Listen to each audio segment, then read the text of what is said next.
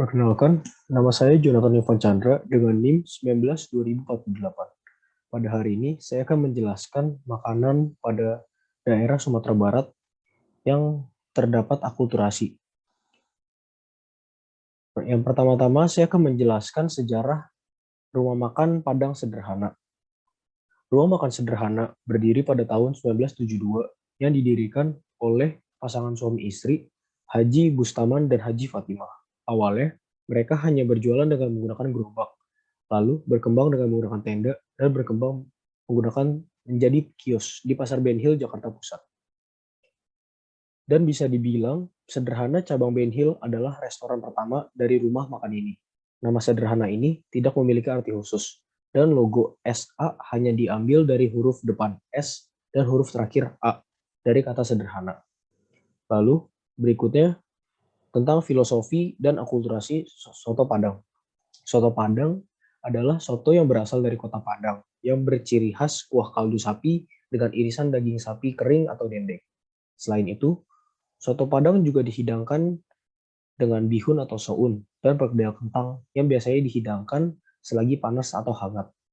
Awalnya, hidangan soto ini datang dari Cina. Soto merujuk dari salah satu makanan Cina yang dalam bahasa Hokkien disebut chow tu atau chow to, yang berarti jeroan dengan rempah-rempah.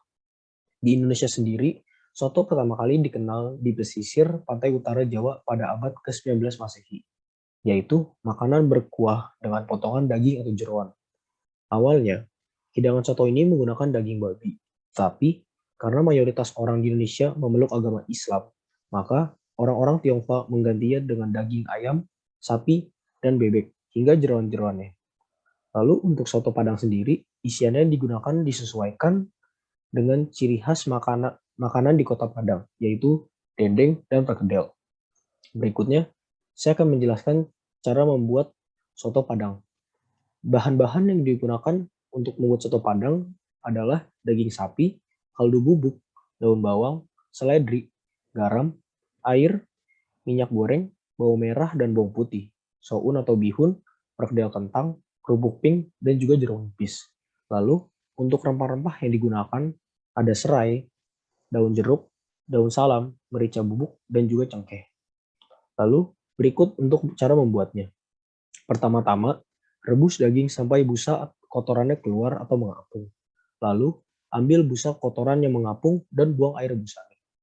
Lalu, tiriskan daging dan cuci daging sampai bersih. Kemudian sisihkan daging tersebut. Berikutnya adalah rebus air dan masukkan daging, daun bawang, dan juga seledri. Masak daging hingga empuk. Jika daging sudah empuk, tiriskan daging. Sementara itu, lanjutkan memasak kuah tersebut.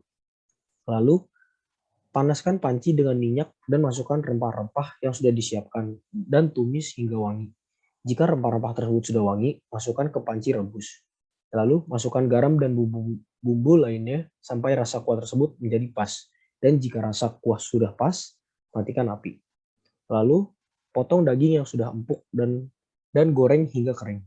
Berikutnya, susun soun atau bihun, daging goreng atau dendeng, dan perkedel ke dalam mangkok. Lalu siram dengan kuah dan tambahkan kerupuk pink. Soto Padang siap disajikan dengan tambahan irisan jeruk nipis. Lalu, untuk karakteristik rasa pada soto Padang ini, karakteristik soto ini adalah soto yang tidak menggunakan santan atau soto yang menggunakan kaldu sapi untuk menguatkan rasa soto dari rasa soto tersebut. Karakteristik rasa dari soto Padang yang saya rasakan adalah rasa kuah yang kaya akan kaldu sapi karena menggunakan air rebusan daging sapi langsung dan ditambahkan juga dengan kaldu bubuk. Selain itu, saya juga merasakan rasa gurih dan wangi dari rempah yang digunakan.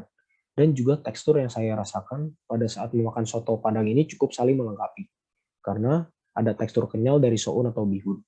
Lalu tekstur lembut dari perkedel kentang. Dan ada tekstur yang garing dari daging yang dikeringkan atau dendeng tersebut.